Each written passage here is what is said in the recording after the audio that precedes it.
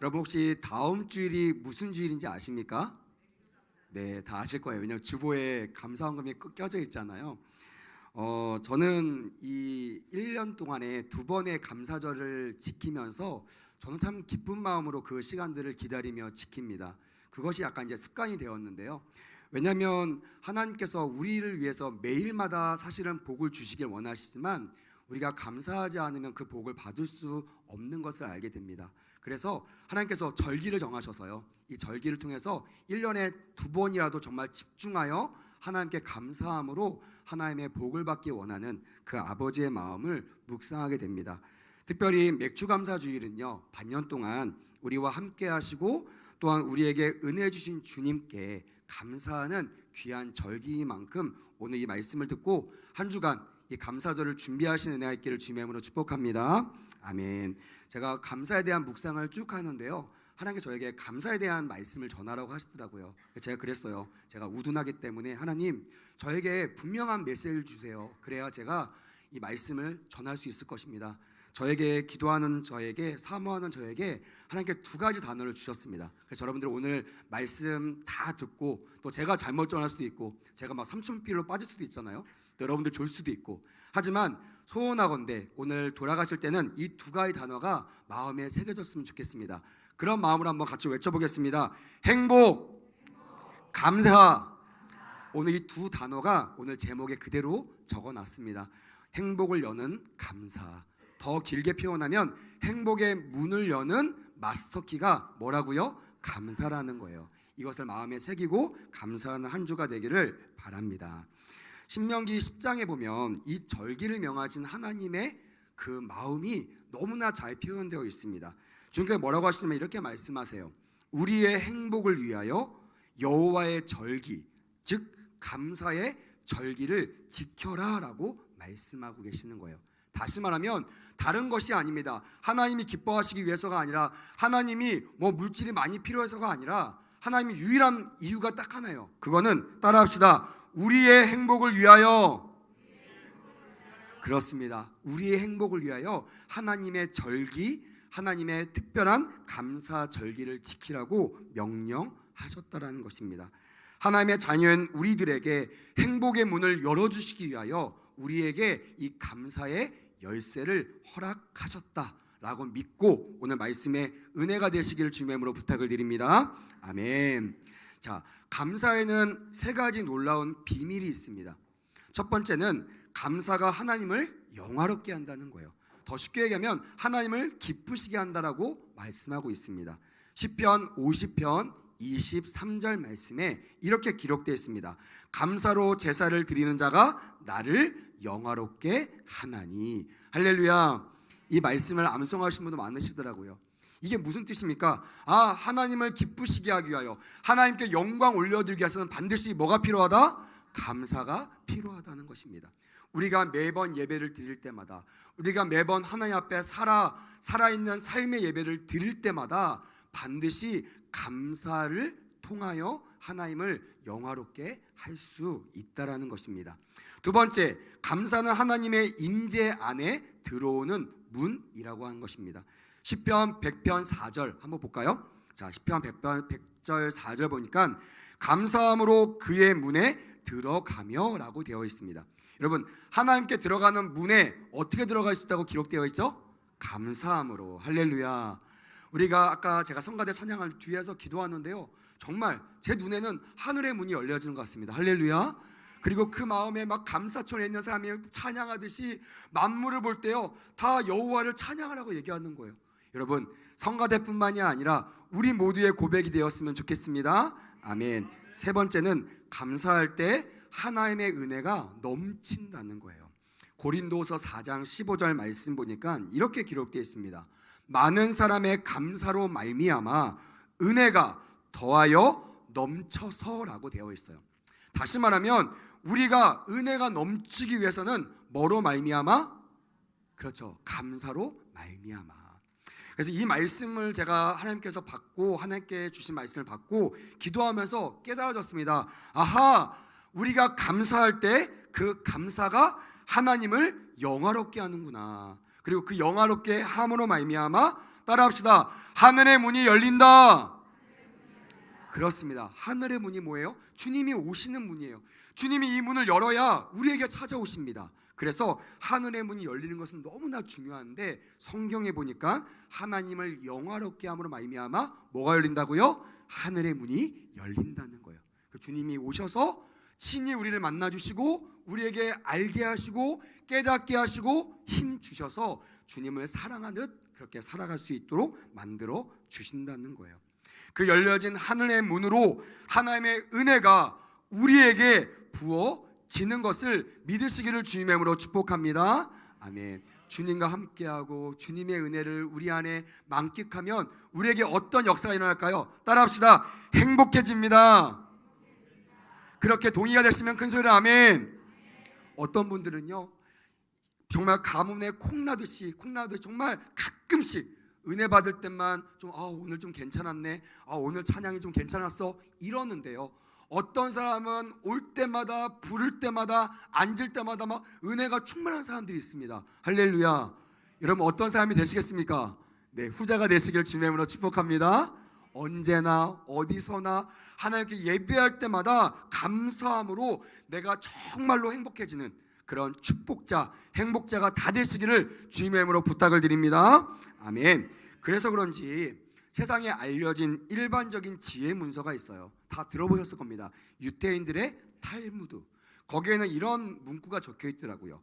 세상에서 가장 현명한 사람은 배우는 사람이고 세상에서 가장 강력한 사람은 자기를 이기는 사람이며, 여기가 중요합니다.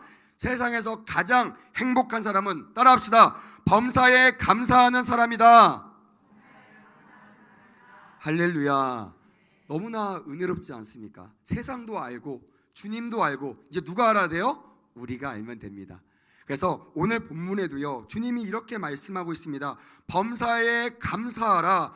이것이 그리스도 예수 안에서 너희를 향하신 누구의 뜻이라고요? 하나님의 뜻이니라. 믿으시면 아멘. 하나님의 뜻이래요. 다른 뜻이 아닙니다. 이하수 목사의 뜻도 아니고 백운우수 교회의 뜻도 아닙니다. 바로 이 세상을 이처럼 사랑하신 하나님 아버지의 뜻이라고 분명하게 말씀하고 있다라는 것입니다. 여기에 범사에 해당되는 헬라어 단어가 엔파티라는 단어입니다. 이거는 두 가지 의미가 있어요. 하나는 어떤 형편에서도, 둘째는 모든 일에라는 그런 의미가 담겨 있습니다. 다시 말하면 범사에 감사하라 라는 뜻은 어떤 형편에서든지 감사하라, 또한 어떤 모든 일에든지 어떻게 하라고요? 감사하라고 말씀하고 있다라는 것입니다. 에베소서 5장 20절 말씀 보면 한번 자막 띄워주시겠습니까? 한번 같이 한번 읽어봅시다. 시작. 범사에 우리 주 예수 그리스도의 이름으로 항상 아버지 하나님께 감사하며 라고 되어 있습니다. 여기에 저는 주요하게 생각하는 단어가 두 개 있어요. 하나는 범사에, 또한 뒤에 보면 항상이라는 단어가 있습니다. 즉 항상 하나님께 감사하라라고 우리에게 말씀하고 있는 것입니다. 제가 옛날에 어떤 친구들에게 이런 설교하면서 항상 감사해야 되거든요. 그 친구가 들어, 목사님 어떻게 항상 감사할 수 있나요? 제가 한 수 더 떠서 이렇게 얘기했습니다. 네가 잘 몰라서 그런데 잘 들어. 항상 감사라는 것은 이런 거야. 한번 따라해 볼까요? 365일 24시간 어떻습니까? 받아들여지십니까? 제가 얘기했더니 그 친구가 아이고 목사님 더 힘드네요. 더 어려울 것 같아요. 제가 그랬어요. 아니 하나도 안 어려워. 왜냐면 예수님의 영이신 성령님이 네 안에 있기 때문에 너는 할 수 있지만 그 성령님을 통하여 우리는 감사할 수 있단다. 믿으십니까? 아멘. 이 음성이 하나님의 음성을 들려줬으면 좋겠어요. 주님은 언제든지 우리 혼자 우리의 힘으로 그 일을 해내라고 말씀하신 적이 없으세요. 하수야, 네 안에 내가 있잖아. 너를 도와주기 원하고 너를 사랑하는 내가 있잖아. 나의 이름으로 감사해. 나의 힘으로 나아가. 나의 힘으로 하나님께 복을 빌어. 그러면 내가 너를 형통하게 할 것이야. 할렐루야. 이 세밀한 음성이 오늘 들려지는 은혜가 있기를 주님의 이름으로 축복합니다. 아멘. 이런 예화가 있습니다. 오래전에 두 마을에 이웃이 살고 있었대요. 한 마을의 이름표에는 감사촌이라는 이름표가 있고요. 건너편의 마을은 무슨 이름이겠어요? 불평촌이라는 이름이 있었다고 합니다. 불평촌 사람들은요, 봄부터 겨울까지 무엇을 하든지 불평과 불만을 쉬지 않았다고 합니다. 봄에는 황사 때문에 불평하고, 여름에는 모기 때문에 불평하고, 가을에는 나무 잎사귀가 많이 떨어져서 불평하고, 겨울에는 왜 불평하겠어요? 춥다고 불평했다는 거예요. 혹시나 정말 혹시나 나에게 혹시나 좋은 일이 생길까? 혹시 이런 좋은 일이 생겨도 그것 때문에 내가 혹시나 잘못되지 않을까 또 의심하고 염려하면서 감사하지 못하고 언제나 불평 속에서 살았다고 합니다. 하지만 건너편에는 감사촌은 완전히 분위기가 달랐어요. 사람들은 어떤 일에도 감사했다고 합니다. 고생을 해도 감사하고, 그리고 시련을 만나도 감사하고, 봄에는 꽃향기에 감사하고, 여름에는 나무 그늘 때문에 감사하고, 가을에는 탐스러운 열매 때문에 감사하고, 겨울에는 하얗게 쌓은 그런 눈길을 거리면서 하나님께 감사했다고 합니다. 하루는 불평촌 사람이 감사촌이 너무나 궁금해서 놀러 왔대요. 그리고 그 사람들 보니까 우리한테 없는 게 있답니다. 그게 뭡니까? 감사라는 단어입니다. 말끝마다 감사. 그러니까 너무 이상해가지고 저 사람들 왜 이렇게 말끝마다 감사하냐 이러면서 막 시기질투하면서도 그게 좋았는지 그곳에 있으면서 감사를 배우고 연습을 했다고 해요. 자기도 어느덧 입을 열면 감사가 나왔다고 합니다. 그리고 모든 일정을 마치고 딱 몇 미터 안 되는 불평촌으로 딱 들어왔어요. 집에 딱 들어오자마자 이 사람이 뭐라고 하는지 아십니까? 에이, 감사촌에 갔다가 얻어먹을 것도 없이 괜히 감사만 실컷 했네 이러면서 불평을 또 하기 시작했다라는 거예요. 여러분, 이게 뭘 말하고 있습니까? 감사는요 하루아침에 되지 않는다는 거예요. 제가 보니까 감사는요 습관이에요. 다르게 말하면 불평도 뭐라고요? 습관입니다. 집에서도 그런 사람들 있죠. 그냥 들어오자마자 아유 힘들어 죽겠네 이러면요 집안 분위기가 어떻게 돼요? 완전히 싸늘해지는 거예요. 아무도 말 못해요. TV 보다가 슬그머니 TV 끄고 방으로 들어갑니다. 근데 들어오자마자 정말 힘들었는데 내가 너희들 보니까 너무 기분 좋고 행복해. 그럼 어떻게 해요? 집에 방에 숨어있던 애들 나와가지고 TV를 켜고 아빠 옆에서 호호 웃으면서 행복을 누릴 수 있다라는 것입니다. 여러분, 나 혼자 불평하는 것으로 끝나는 것이 아니에요. 내가 불평하면 내 주변에 있는 사람들도 함께 불평하게 되는 것이고, 내가 반대로 감사하면 내 주변에 있는 사람도 감사하게 되는 것을 깨닫게 되기를 주님의 이름으로 축복합니다. 아멘. 그래서 우리 주님은 우리의 행복을 위하여 우리가 감사하는 삶을 살기를 정말로 원하신다는 것입니다. 부디 감사라는 열쇠로 범사의 행복의 문을 여는 우리 모두가 되시기를 바랍니다. 아멘. 자, 감사라는 단어 헬라어를 제가 좀 묵상했더니 이 단어가 유카리스티아라는 단어입니다. 유카리스티아. 이거는 두 가지 단어가 합성이 되었습니다. 하나는 좋다라고 표현하고 있는 유라는 단어와 또한 은혜로 표현되고 있는 카리스라는 단어가 합성된 단어라고 합니다. 그러니까 제가 이것을 헬라적으로 직역하면 감사란, 따라해볼까요? 은혜가 좋다. 다시 한번, 은혜가 좋다.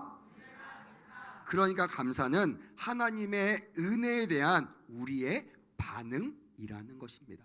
아무리 은혜를 받아도요 내가 반응하지 않으면요 그것이 바로 감사로 나타나지 않는다는 거예요.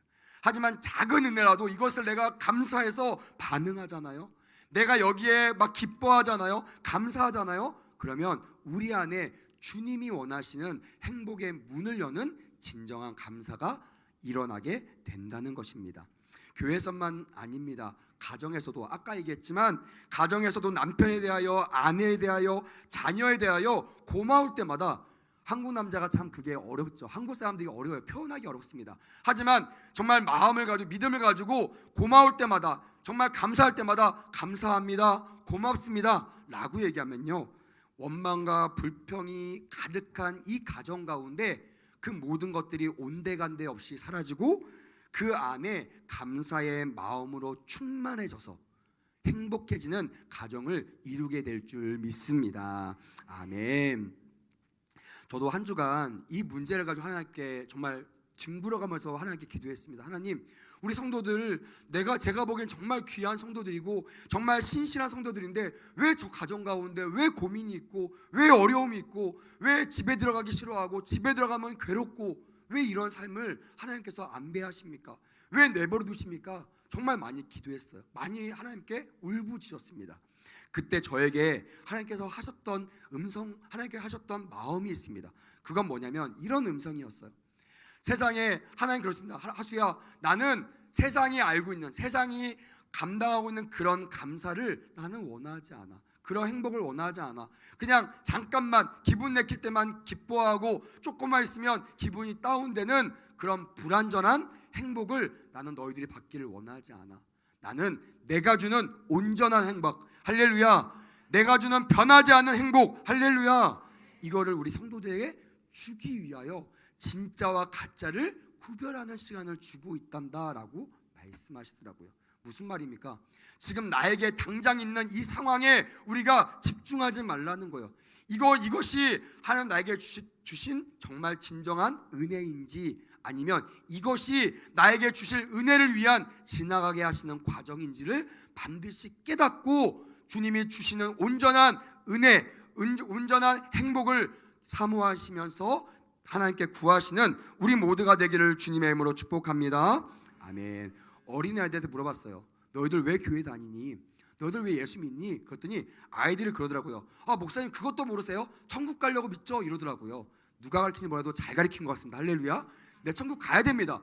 딴 거 뭐 부자 될래요? 뭐 이쁜 애가 있어, 이런 얘기하면 잘못 가르친 거예요. 근데 여러분, 교회 나오는 궁극적인 것은 천국입니다. 맞아요. 그 구원도요.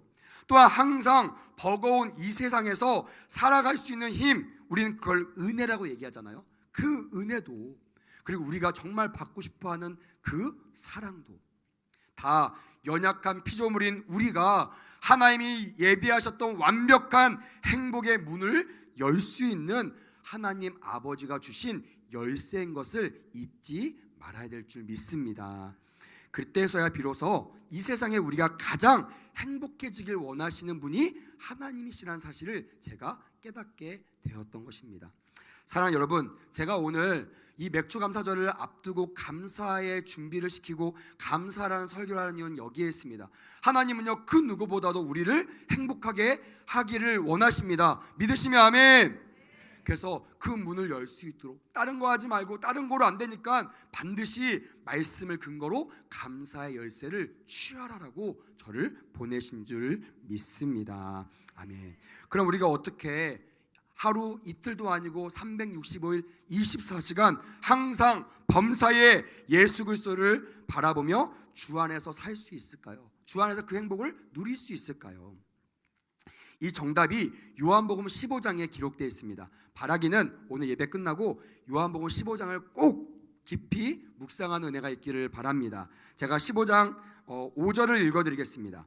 나는 포도나무요 너희는 가지니 저가 내 안에 내가 저 안에 있으면 이 사람을 과실을 많이 맺나니 나를 떠나서는 너희가 아무것도 할 수 없음이라. 아멘. 제가 5절 한 절만 읽었지만요, 주님 안에 우리가 살 때 행복을 누릴 수 있다는 말씀이 15장 전체에 하나의 말씀이 기록되어 있습니다.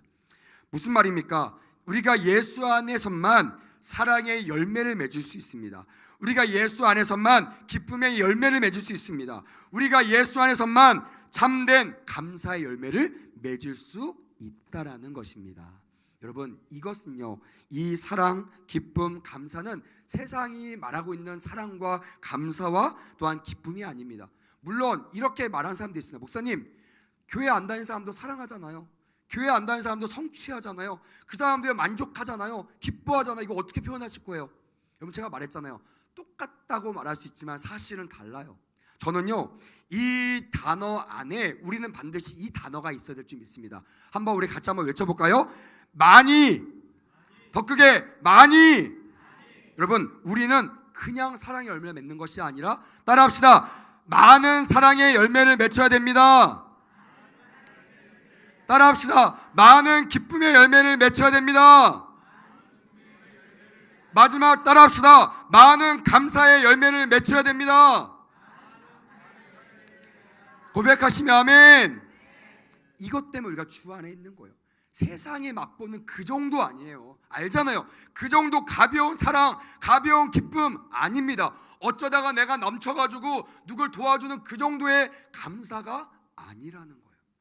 영원히 변하지 않고, 영원히 마르지 않고, 영원히 없어지지 않는 하나님의 사랑의 열매, 기쁨의 열매, 감사의 열매가 맺혀질 줄 믿습니다. 아멘. 골로새 2장은 이렇게 이 말을 다시 표현하고 있습니다. 그러므로 너희가 그리스도 예수를 주로 받았으니 그 안에서 행하되 그 안에 뿌리를 박으며 세움을 받아 교훈을 받는 대로 믿음에 굳게 서서 감사함을 넘치게 하라. 할렐루야. 우리가 어디에 반석을 둬야 된다고요? 믿음의 반석을 둬야 된다는 거예요. 그 믿음의 반석을 둘 때 정말 세상에 줄 수 없는 감사가 넘치게 될 줄 믿습니다. 아멘. 믿음의 주여 온전케 하시는 예수를 바라보면 그 믿음으로 내가 항상 범사에 감사할 수 있다라는 메시지인 것입니다. 여러분, 다시 한번 이런 마음으로 오늘 본문 18절 말씀을 다시 한번 같이 고백했으면 좋겠습니다. 자막 띄워주시면 좋겠습니다. 시작. 범사에 감사하라. 이것이 그리스도 예수 안에서 너희를 향하신 하나님의 뜻이니라. 할렐루야. 이 말씀이 새롭게 받아들이지 않으십니까? 그냥 내가 하는 범사의 감사가, 내가 할 수 있는 감사 정도가 아닙니다. 나는 할 수 없지만 내 안에 예수의 영이신 성령님께서 함께 하셔서 이루시는 그런 범사의 감사, 이것이 우리의 귀한 은혜가 되기를 축복합니다. 아멘. 성경에는요 항상 범사의 감사함으로 주님 안에서 행복자가 되었던 한 인물을 소개하고 있습니다. 물론 이 사람 말고도요 정말 성경 전체에 이런 사람이 많이 소개되어 있습니다. 시간 관계상 제가 한 분만 소개하기 원합니다. 그분이 누구냐면 사도 바울이라는 분이십니다. 그분은 오늘 우리가 읽은 데살로니가 전서를 썼던 저자이기도 합니다. 여러분, 사도 바울의 특징을 말하자면 여러 가지가 있습니다. 너무나 많아요. 그만큼 하나님 앞에 귀하게 쓰임받았던 분입니다. 근데 저는 오늘 사도 바울을 묵상할 때 이 한 가지가 제 마음이 왔습니다. 그게 뭐냐면 항상 범사에 감사했던 사람. 여러분, 당시 데살로니가 지역은요 마게도냐에서 가장 중요한 항구 도시였어요.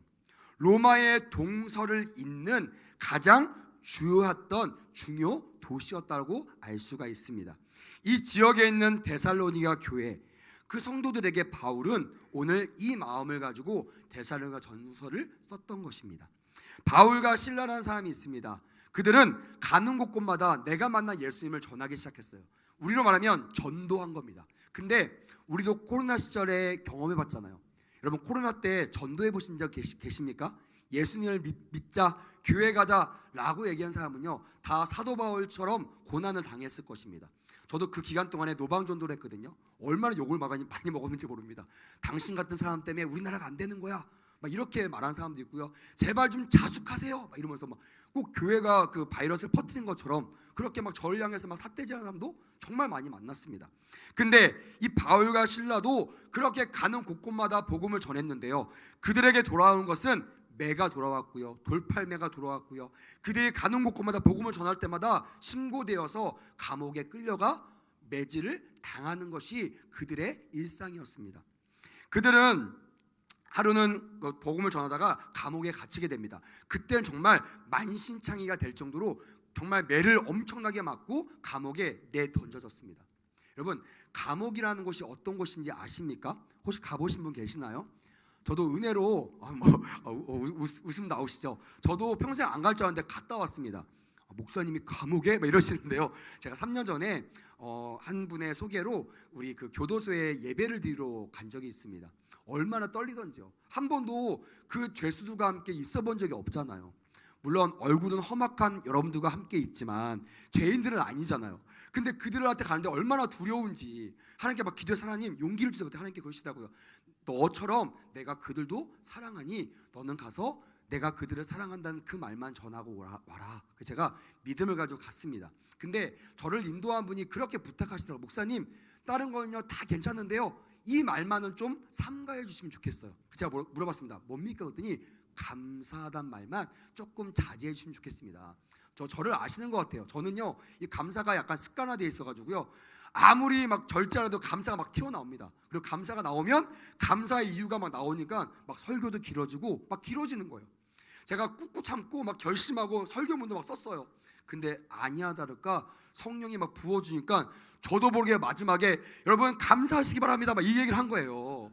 그리고 저도 모르게 눈이 떠진 겁니다. 그리고 살폈어요. 어떡하지? 봤더니 감사하게 앞에 있는 온하게 생기신 분들은 그냥 그걸 받아들이시는데, 맨 뒤에 아주 험상궂게 생기신 분이 갑자기 인생을 팍 쓰시는 거예요. 얼마나 두렵습니까? 혹시 나를 해코자 하면 어떡하나. 그래서 제가 이거 풀어드리려고 간식 먹는 시간 제가 그분 옆에 가서 그랬습니다. 혹시요 제가 설교하다가 마음 상한 거 있으면 용서해 주세요. 제가 미리 구했습니다. 근데 그분이 그런 거예요. 아유 목사님, 사실은 감사하단 말에 막 되게 마음이 이상했다는 거 제가 알다시피 말을 하시는 거예요. 얼마나 놀랍니까? 그래서 제가 그래 그랬습니까? 어떡해요. 어떻게 그래도 하나님께서는 감사하라고 말씀하시니까 하실 거죠? 그랬더니 그분이 정말 험상궂게 생겼거든요. 근데 갑자기 그분이 얼굴이 확 펴지면서 그러더라고요. 그럼 목사님이 하라는데 해야죠. 내가 이제 감사하며 살겠습니다. 할렐루야. 제가 무사 귀환한 줄 믿습니다. 이런 일이 벌어지더라고요. 여러분, 감사는요 어느 누구도 막을 수 없음을 믿습니다. 아무리 막고 아무리 안 된다고 해도요, 믿는 사람들은요 감사하는 감사촌에 사시기를 주님의 이름으로 축복합니다. 아멘. 사도 바울도 이랬다는 거예요. 매를 맞고 그 어두컴컴한 감옥에 던져졌는데요, 사도행전 16장에 보니까 바울과 실라가 이렇게 했다고 표현되어 있습니다. 밤새도록 감사하여 찬송하였더라. 할렐루야.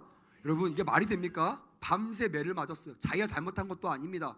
매를 맞고요, 감옥 어두컴컴한 바퀴벌레가 많은 그곳에 처박혔습니다.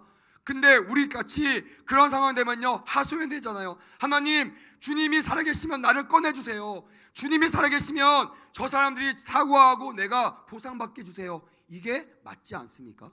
근데 그들은 그렇게 기도하지 않았어요. 하나님 감사합니다, 하나님 찬양합니다, 하나님 좋아합니다, 이렇게 찬양했더니 옥문이 열리게 되는 기적을 일으킨 줄 믿습니다. 아멘. 두 번째, 사도 바울은요 질병이 있으면서도 감사했습니다. 사도 바울은요 성경 곳곳에 이렇게 표현하고 있습니다. 자신을 괴롭히면 육체의 가시를 몸에 지니고 있지만 나는 감사했다라고 말씀하고 있습니다. 고린도서 12장 1절 우리 같이 한번 읽어봤으면 좋겠습니다. 방송이 자막 준비되었을까요? 고린도서 12장 1절 없으면 제가 읽겠습니다. 내가 그리스도를 위하여 약한 것들과 능욕과 궁핍과 핍박과 곤란을 기뻐하나니 이는 내가 약할 그때의 강함이니라. 할렐루야. 왜 감사할 수 있다고요? 난 연약해요. 그래서 누구 찾아요? 내 안에 강하신 주님을 찾는다는 거예요. 그리고 그 하나님께서 멀리 계시지 않고 내 안에 계시잖아요. 그래서 나를 통치하시고 나의 약함을 가리시고 강하게 하신다. 이것이 우리에게 은혜가 되기를 주님의 이름으로 부탁을 드립니다. 아멘. 이뿐만이 아닙니다. 투옥과 질병에서 뿐만이 아니라 그 외에도 온갖 고난 중에서도 감사했다는 것입니다.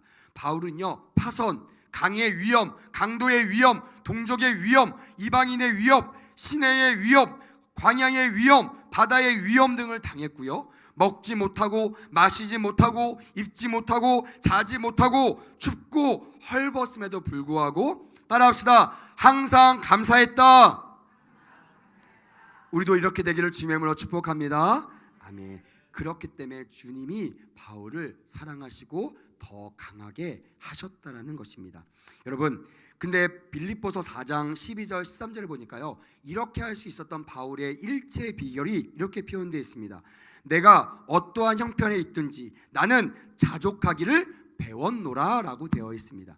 주님이 주시는 그 상황에 따라, 그 은혜에 따라 내 형편과 상관없이 내가 자족, 즉 만족, 감사했다라는 행복할 수 있었다라는 이 고백이 오늘 우리 성도들에게도 동일하게 이루어졌으면 좋겠습니다. 아멘. 여러분 말씀을 맺도록 하겠습니다. 옛 문서에 보니까요 이런 말씀이 있더라고요. 행복은 감사의 문을 통하여 들어오고 불평의 문을 통하여 나간다라는 말이 있습니다. 사랑하는 여러분, 저는 믿습니다. 믿음의 주여 온전케 하시는 예수를 바라보며 예수님과 동행하며 삶을 살 때 내가 아니라 내 안에 계신 예수의 영이신 성령께서 나를 하나님이 그토록 원하시는 행복의 길로 인도하는 감사의 열쇠를 허락하실 줄 믿습니다. 아멘. 그래서 여러분 한 주간 정말 다른 거 말고요, 내가 한 주간 나에게 주신 은혜, 아직 받지 않았지만 받을 은혜, 선불 감사라고 하죠.